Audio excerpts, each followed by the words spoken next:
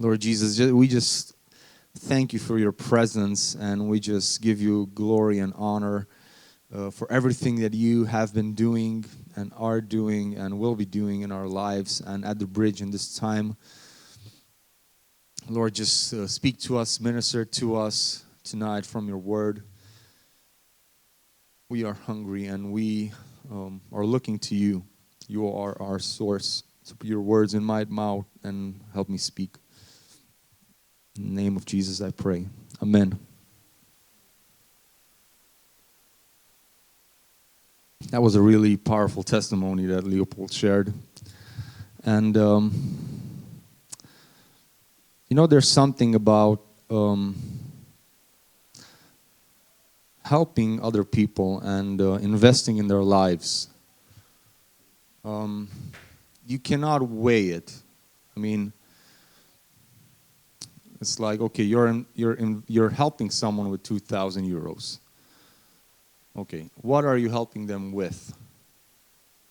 To get an education. That is probably one of the best investments you can ever make into someone's life.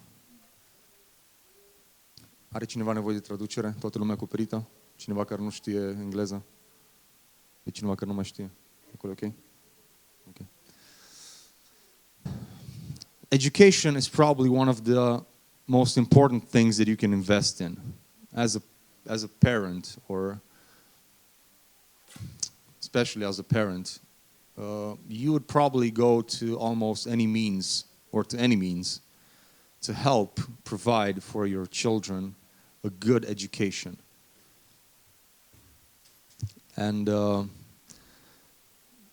I believe in education, and I believe that when you invest in yourself and what God has called you, this provides for you the means to grow. But also it'll help you in every matter, in every aspect of your life. It's the best place for you to invest when you're talking about yourself or investing in other people. Invest in their education. Because over the time, over the centuries, over decades, many have fought wars and died so they might be free to have an education or to get an education that's not biased, if you understand what I'm trying to say. This is not my message tonight, but I was just, I was really touched, and I thought about when Leopold was sharing, that if anyone here ever has on his heart that you want to help someone, that's a good place to help. If you can help someone in their education, maybe help them stay in school, like, I don't know, providing a meal, helping them buy some books, helping them have some transportation means. In any way that might be a help of assistance to them, that's a very, very good blessing.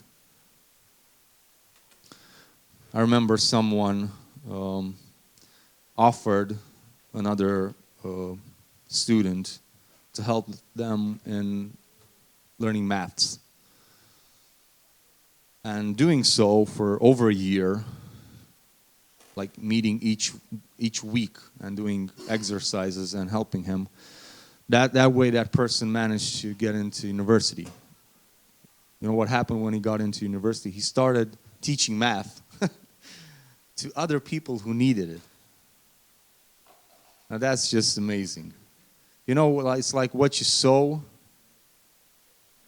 it just reaps over and over again. And it's really like you're like a servant. Like when you help someone, you're actually serving them. You're actually serving them. It's like the greatest always should come and serve the least, to help them be lifted up, to help them be elevated, to be brought to a stable place. If you are blessed in your life in any means, If you invest that blessing that you have in someone else's life, you can produce in them, and they can catch a vision for it, and then they can reproduce it in someone else's life. And this is also what discipleship is. When you invest in someone's life and they grab a hold of that thing, they can also do it again in other people's lives. But this is just a way that we can be servants, where we can serve other people. And who knows what that friend of yours will accomplish after he finishes university. What a great testimony. Maybe we'll never know. Or maybe we will find out someday. We'll find out in heaven eventually what happened. But just like a testimony like this that he shared, you can just like, oh, okay, that was cool.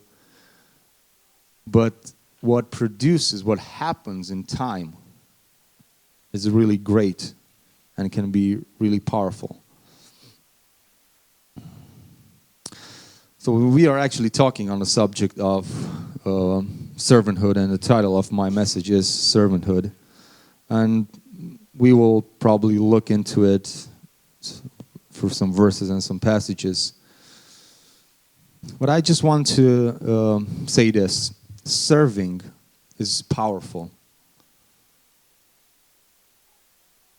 It's the most effective and powerful means to influence someone's life, is by serving them. Because serving someone brings you into an intimate place where you can have access to that person's life and you can influence it for the good and for the bad. There's this very interesting story in the book of Kings, 2 Kings, where a general, his name was Naaman, from the Syrian army, he had a problem. Being one of the most famous generals in his country in that time when the Syrian Empire was flourishing, he had a problem. He was a leopard. That was a very ugly and eventually deadly disease for anyone to have in that time. But this man brought a servant, a captive servant, not a willing servant, but a captive servant from the tribes of Israel. And this servant girl, because she was a young lady, she said to Naaman, "Oh, if you would go to Israel, there's a prophet there who can heal you." Now this servant lady, this servant girl, she, by the way she lived, by the way she helped her master, Naaman, she set such a powerful example. Can you imagine being taken hostage, captive, at such a young age, brought into another country, spoke a different language, served a different God, everything was different? You would have tons of motives to be bitter, to have all sorts of issues. But what she did, you would not expect. That she would think kindly towards her master, which was Naaman. Now, this young lady speaks a lot to us what it means to be a servant. Because serving is actually a choice. She didn't show a servant heart because she was taken by force. She willingly showed a servant's heart. Being a servant is not about other people having their way with you. That doesn't make you a servant in the sense of what the Bible says that a servant is. If you are taken by force, if you have no control over your life or your decisions, you are not actually a serving as the Bible would have you to serve. You need to serve willingly, out of your own heart, out of your own will, out of your own power, out of your own decision. When you say, I want to serve, I want to be a servant, not because someone forces you to be a servant. No one forced Jesus to be a servant. He wanted to serve. He wanted to do the Father's will. Jesus was not forced out of heaven by the Father, you have to go and do this. No, he did it on his own will. He did it on his own accord. And a willing servant is a powerful servant. Someone who willingly would lay down his own right or his own benefits for a time or for a short or a longer time to serve. Jesus, just like Brother Leo said, that he became poor so that we might become rich. What does that mean? He laid aside his divinity, his awesomeness, his power, and he came down as a man into our poverty. Because compared to what is in heaven, every Bugatti, Maserati, whatever you want to call it, is a piece of trash out of what's actually in heaven. So he left everything that was awesome and powerful and good, and he came down so he can become a servant, so that we might become rich. So why did Jesus come? So that we might become rich, just like Leopold said. But not just rich materially, okay? It's not just that. That's just a part of it. Rich in everything, in every detail, in every aspect of our lives.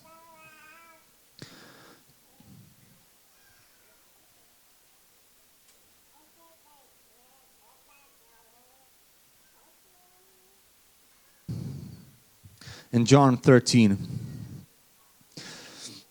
Now before the feast of the Passover, when Jesus knew that his hour had come to depart out of this world to the Father, having loved his own who were in the world, he loved them to the end. During supper, when the devil had already put it into the heart of Judas Iscariot, Simon's son, to betray him, Jesus, knowing that the Father had given all things into his hands, and that he had come from God and was going back to God, rose from supper. Now, I just want to lay in front of us what John was speaking here and what was happening in the heart and the mind of Jesus. He says that Jesus, knowing that the Father had given all things into his hands and that he had come from God and was going back to God.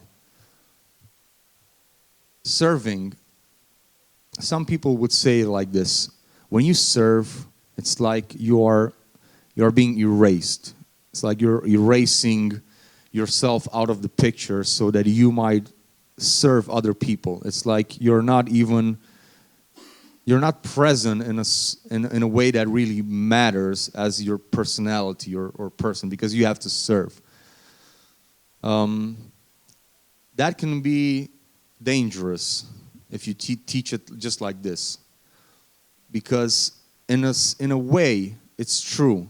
When you are serving, you are preferring someone else. That means that you are setting aside your own personal will or gain so you might be a help of assistance to someone else.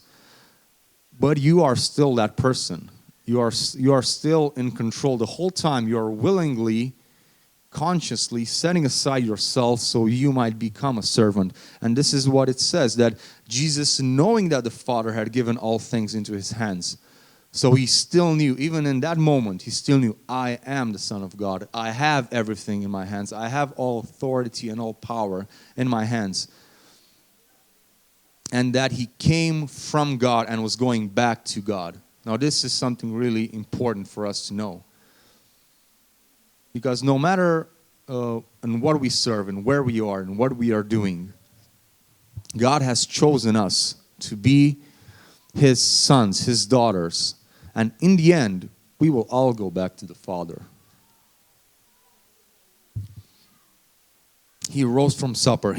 He laid aside his outer garments, and taking a towel, tied it around his waist. Then he poured water into a basin and began to wash the disciples' feet and to wipe them with the towel that was wrapped around him. Now, maybe you heard this before, or maybe you know it already. In that time, in that period,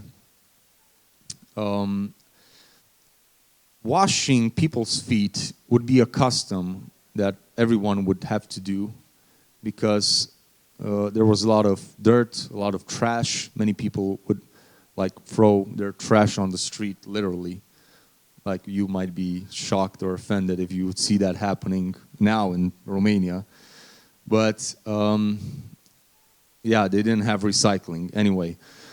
So it would be normal to wash your feet when you come into the house. Now, because it was such a dirty thing to do, many people would have servants, their own servants, come and washing their feet. So it would be like the least lowest thing for any person to actually do, to come and wash your feet. Now, it's when they all came to take the supper and they went into the house, they didn't bring any servant with them. They didn't bring a slave. They were just them, the disciples and Jesus. So now, it's like in any community, especially if you're going into a maybe elementary school or junior or something, you will see it's like when first grade starts or fifth grade starts, when people are in the class, when kids in the class are brought together for the first time. It's like the first week is like a testing week to see who is the most extroverted, who talks the most, who's the most quiet, who is the most hardworking at maths, who works the most in another field, who's the best at this, who's the best at that. So it's like the first week, everything settles down. It's like people kind of measure one another to see, okay, he's this way, he's that way, he's this way, he's that way. And after that, it's like everything is like a normal thing. Everything just passes on normally. Now, when the disciples and Jesus went into the house to eat, it's like, okay, Peter, get down. John, oh, you're the youngest. Come on, serve. It's like no one would take the initiative to wash each other's feet. It doesn't say this, but this is the context. Someone would have to wash the feet. There was no slave in the house. It was just them. And Jesus does something wonderful. He takes the initiative in serving. A leader should be a person who can take initiative in anything, but especially in serving. Because serving has the power to lift up other people. So Jesus would not let this chance pass by.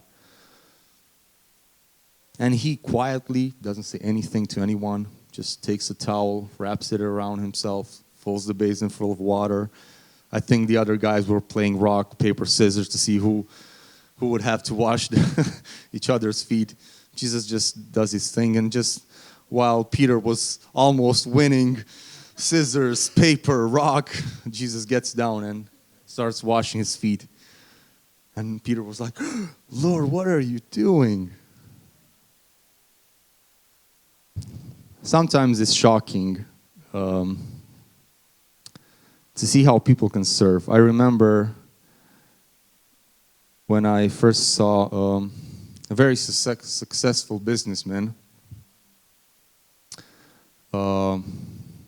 going into a kids camp and cutting wood and cutting the grass and making the fire and helping prepare the food and doing more than all the other volunteers that were there.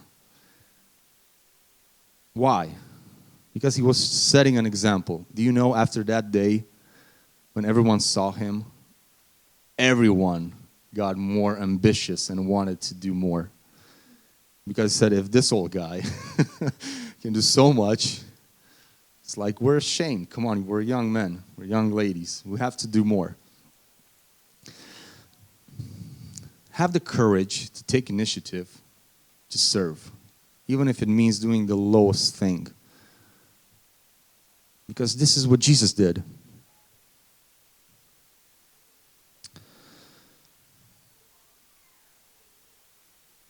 There's a calling to serve. In Matthew, in chapter 20.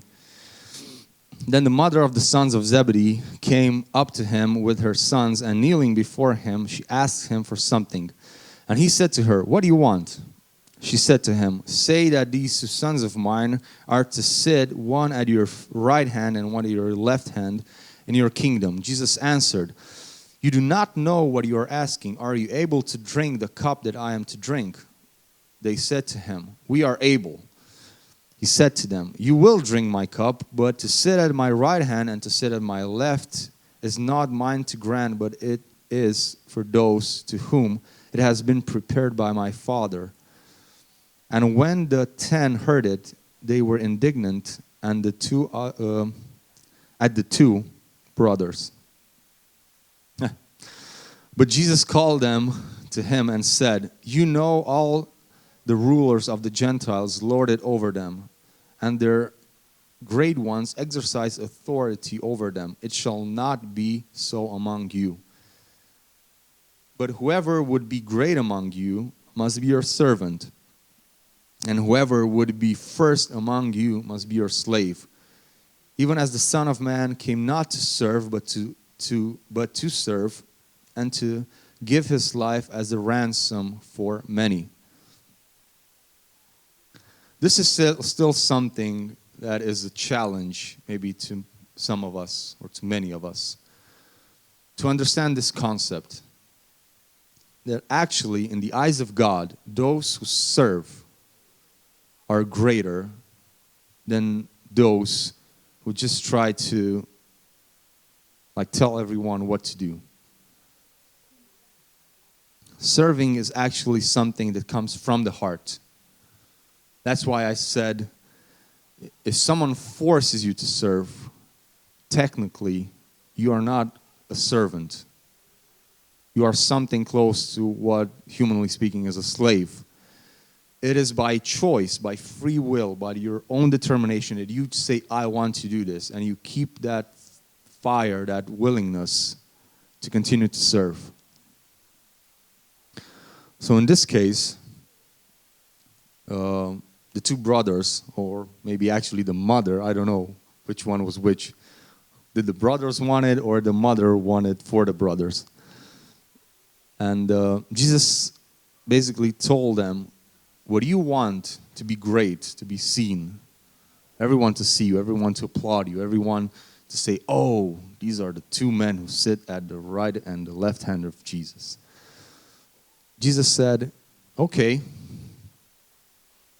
I cannot grant you this, but if you want to be great, you'll have to serve." And I can imagine when Jesus got down to wash their feet, if the 2 brothers came, one at the right and one at the left. "Oh, let me hold the towel. Oh, let me help with the water. Oh, let me hold Peter's feet while you scrub the ankle." If you want to be great, serving will get you there. This is what the Bible teaches us.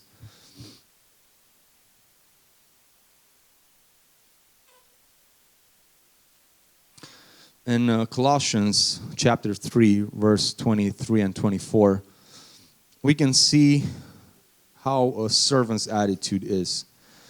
And Paul teaches here and says, "Whatever you do, work heartily, as for the Lord and not for men, knowing that from the Lord you will receive the inheritance as your reward.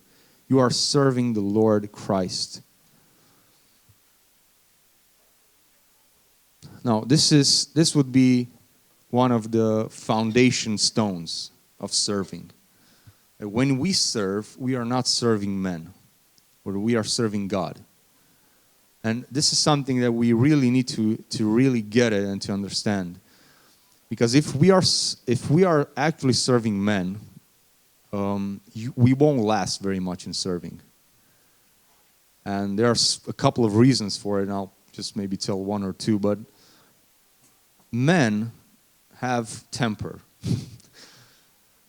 They can change their attitude. They can change their mood. One day you can talk to them and everything is perfect, and the other day, it's like, okay, he needs a coffee, he needs some sleep. Better talk later, talk tomorrow, talk next week. If you are actually serving men, you'll get this. You'll realize that you are hurt, that your feelings have been damaged, that we cannot go on like this.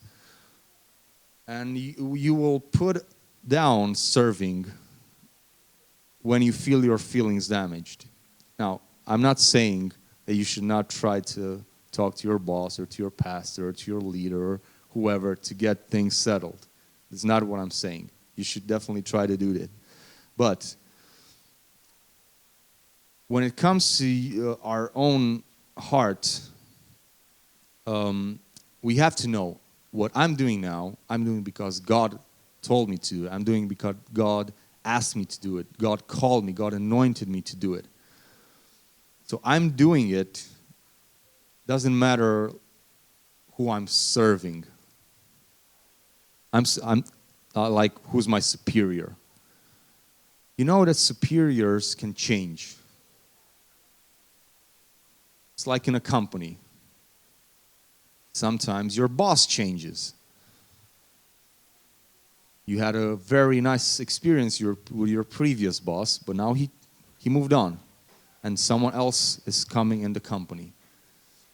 Now, if God would tell you, your place for this time is in this company, you have to stay here and work, and I'll tell you when to leave. And you say, okay, Lord, everything is perfect, my boss is wonderful, and then he leaves. For some reason. You cannot control it. That's life, it happens. Someone else comes, you cannot click with them. It's like two worlds different. But he's still your boss, and you have to serve the purpose of the company and the leading of the boss. So now, you have to decide, are you serving men? Or are you serving God? If God told you to be in that place, to work that job for a time, you'll have to stay there, try to solve things with your boss, and be a blessing to the company. You'll have to find a way to do it. It won't be easy. You won't like it. You'll have to manage a way to do it. Not the loveliest preaching, I know. But, you know, a lot of blessings can come out of having maybe a more difficult employer. Because it can get you out of your comfort zone, out of your place where you feel comfortable, and challenge you maybe to see things differently, to do things differently. Usually that's the place where we don't like it and we don't click then with our employer, because it's like, oh, you say one thing, I want to do different. Yes, but you're a servant, so you have to think, change your mind. It's kind of similar to being a Christian and following Jesus in some way.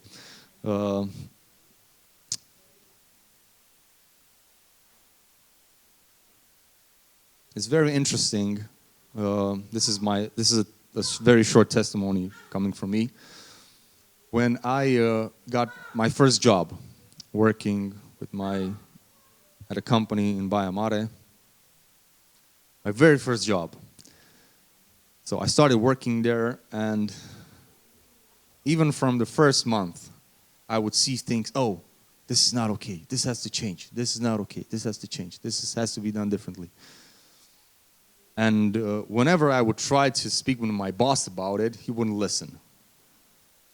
And he said, you're too young, you don't know, you don't have experience, we have to do it like this. And I was feeling like not offended, but it's like, I don't matter. I don't have a say in this. I worked there for 1 year. After almost more than half a year passed, I started thinking, oh, maybe he's right. After I left, after 1 year, I left that company, got another job.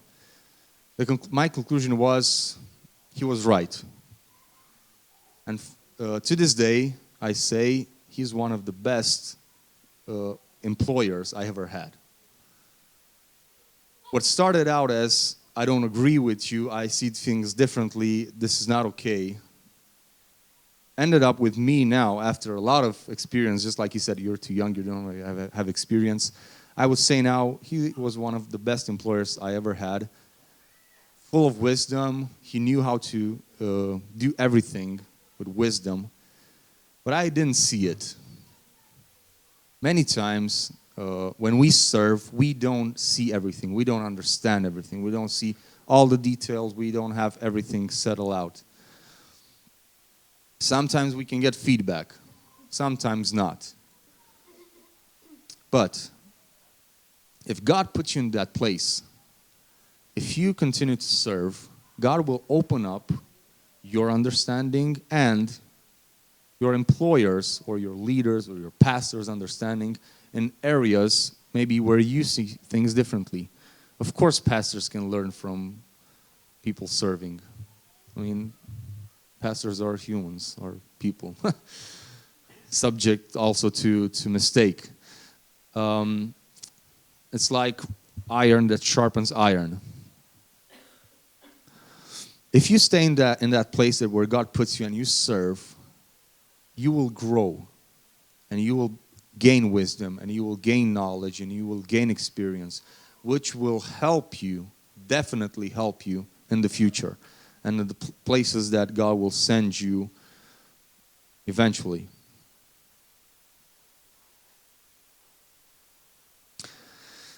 It's about also serving other believers. In Romans 12:9-13, it says, Paul says to the Romans, let love be genuine. Abhor what is evil. Hold fast to what is good. Love one another with brotherly affection. Outdo one another in showing honor. It's like have a contest who can show more honor. Do not be slothful in zeal, but be fervent in spirit. Serve the Lord. Rejoice in hope. Be patient in tribulation. Be constant in prayer. Contribute to the needs of the saints and seek to show hospitality. Now these two things, contribute to the needs of the saints. Not to get a whip out, but for example, when that announcements for the fall homecoming came out, and I said, okay, who wants to volunteer? I can hear the crickets. That's a saying in Romanian. You can hear the crickets singing. You know, we should actually raise up our hands. It doesn't mean you have to do everything. You know, sometimes it's like, I don't want to volunteer because I'll end up doing everything. No, you won't. Agata will make sure that you can do something that is good for you, that you can be a blessing to others, and you will be blessed also. But being involved in activities like this really gives you a chance to meet new people, to serve one another, and to build relationships. I don't know how it is with women, but guys, men, build relationships and bonds while working. I don't know if it's the same. I didn't do a study on this, but I'll ask my wife. If you have a wife, you don't have to study so much. You can ask some questions. But, for example, for men, they can, working together on projects, on activities, that's the way male bonding happens. The more you work with someone, like elbow to elbow, you build trust, you build confidence, And what's interesting, when you're working, like when two guys are working and they're helping each other, that's the moment when the relationships become stronger, when they actually help each other. When someone passes the screwdriver, when someone holds the ladder, when someone gives them the paint can or something like this. So actual physical contact produces intimate bonding. Contribute to the needs of the saints and seek to show hospitality. Now this is a very big subject and I won't go into it tonight. Maybe I'll save it for later. But I'll just give you like a teaser. Hospitality is something really, really close to faith. And I won't develop it too much. But just think of different places in the Bible where people were hospitable and how faith was involved with it. Even Paul says that being hospitable, people in the past would actually welcome angels into their homes. Think about when Abraham was sitting under the tree, and the three men, which one of them was Jesus, and the other two were probably angels, were going with him, and they met Abraham under the tree. So Abraham welcomed them, gave them food, showed hospitality, and he received by faith the promise that next year Sarah would be pregnant. Think about when Elisha was in the widow's house, and that poor widow didn't have any food, was running out of everything. There was a famine. But by faith and with hospitality, she opened up her home to Elijah. And this way, she received a blessing. She did not die. She and her child did not die by showing hospitality and faith. Just think about when Peter went into Cornelius' home. He showed hospitality. What happened? By faith, he was saved. By faith, he was transformed. So hospitality is actually an attitude, a way we serve, and a way we receive a blessing in our lives, and a way we treat one another. In Exodus, in chapter 21, from verse 2 to 6, it says here, when you buy a Hebrew slave, he shall serve 6 years, and in the seventh he shall go out free for nothing. If he comes in single, he shall go out single. If he comes in married, then his wife shall go out with him.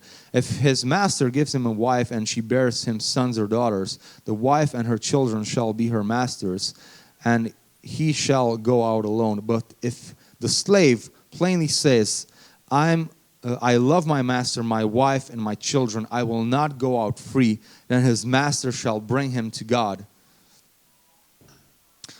And he shall bring him to the door or the doorpost, and his master shall bore his ear through with an awl, and he shall be his slave forever. Now in the past, it was common for people to have slaves. And it was a rule that you cannot keep someone as a slave forever. You would have to let him go in the 7th year. And there were some conditions. If they would be married, if they would have kids. But there was something stated here, that if the slave loves his master, and if the slave wants to remain in the master's house forever, then the master would take the slave, take him to the doorpost, and basically like do a piercing in his ear, which would symbolize that he would be attached to that home, to that house, to that family, as long as he lives. This is something, we see it also in Psalms in chapter 40, where basically it's a prophetic psalm speaking about Jesus. And the decision that Jesus took, that he wanted to become a servant. And he said basically that my ear you have pierced. What does that mean? It means that the Lord has taken a hold of him. And the love that the slave, that the servant has for his master determined him, I want to follow my master forever. Serving the Lord is something that we will do forever. We will never graduate beyond servanthood. Even a multinational manager, if he's a Christian, he's under a bigger master. He is still a servant. The love that God has for us and the love that we have for our God brings us to that place where we say, I want to be a servant in my master's house. I want to serve my master. My ear you have pierced. In 1 Corinthians in chapter 9, it says, for though I am free from all, and this is something really powerful, which Paul explains regarding the way he sees his servanthood. Here Paul basically explains the way he sees himself as a servant of Christ. So just open, maybe underline it, highlight it in your Bible, print it, put it on your door. Just read it for yourself. It says that, for though I am free from all, I have made myself a servant to all. So here he says, I actually have control. No one is obligating me to do anything. I am free from all. I have made myself a servant to all, that I might win more of them. Being a servant gives you access into people's lives.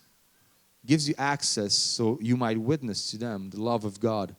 To the Jews I became as a Jew in order to win the Jews. To those under the law I became as one under the law, though not being myself under the law, that I might win those under the law.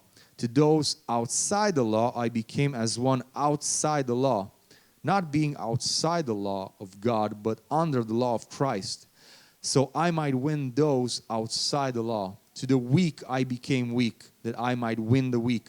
I have become all things to all people, that by all means I might have some. I might save some. I do it all for the sake of the gospel, that I might share with them in its blessings. Serving brings you into a place where you have access to people's lives. And here Paul says, I will serve in any means, in any place, in any case, no matter how the person is. With the Jew, I'll be like a Jew. With the Greek, I'll be like a Greek. With the poor, I'll be like a poor. I will serve the needs where God has put me to serve. And I want to challenge you with this. You can serve any place where God tells you to serve. Even if you feel you don't fit. Even if you feel, oh, it doesn't fit my personality. Oh, I don't know. If you know from God that God is calling you to serve in a certain place, if you continue to do it, it'll produce something in you and in the place where you are ministering. Because ministry has the power to bring humility in your life. Many times we say, oh, I cannot serve. Sometimes it's connected to pride. I'm not judging anyone when I say this. But many times when you say, I cannot serve in this situation or in that situation, the root of it is actually pride. Because Jesus says, you can do all things. I can do all things through Christ who strengthens me. And Jesus said, this is what Jesus said, nothing is impossible to those who believe. So there are two situations. When God tells you to do something, if you don't feel qualified, that's a lie. That's not the Bible. If you know it's God telling you, it doesn't matter how it looks. Just think of Nehemiah. When he felt in his heart, he has to rebuild Jerusalem. And when he got there and saw the problems, the confrontations, the situation, the lack, the need, the unbelief, he could have said, oh, this is too much for me. I can't do it. He was a great servant. He was a great leader, but he was a great servant in the way he would manage everything to be done. God wants to give each and every one of you tonight the heart of a servant, to give you faith that you can serve, that you can accomplish all things, that you can help, that you can make a difference.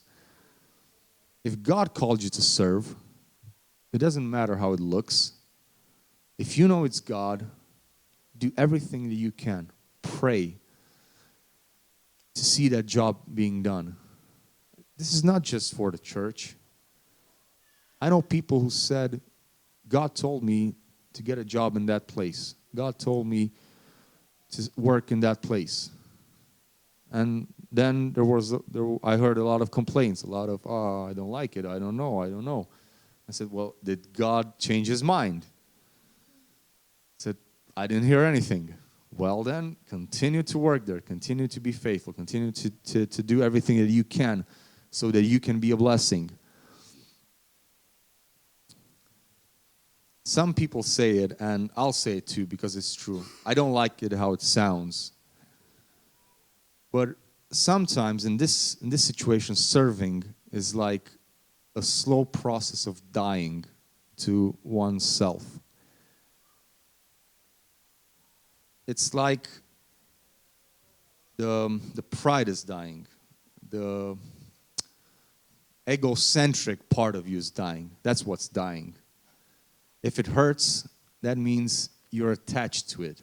That means it's still something of pride, of egocentric inside of you that's dying. But what is produced, what is rebirthing, is a heart shaped after the will of God, after obedience to the will of God. It says even about Jesus that he was...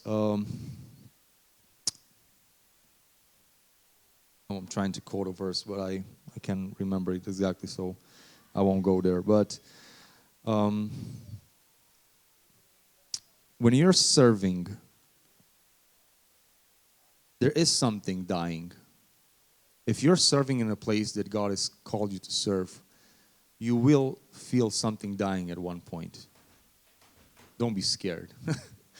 We have all been there and are there in some cases. But what's coming out to the surface is a heart willing to follow the Lord, to say, yes, I can do it. I can do all things through Christ who strengthens me. I can serve, just like Paul said, that I have made myself a servant to all, that I might win more of them. This was the reason that he became a servant, so he might win people to Christ. That's the reason we are serving one another. To see Christ being formed in us, to see people being saved. That's the reason we are doing the fall-autumn celebration festival, the event. So we might see people getting saved, knowing Jesus. We might see his church growing. That's the reason we are serving. And just like Jesus came to serve, to set an example. He came, he laid down his divinity, and he came and he served us. Paul also did the same, and he said, step on my footsteps, follow in my path, just like I am following Jesus, because I want to be a servant. So if I can have the praise and worship team back.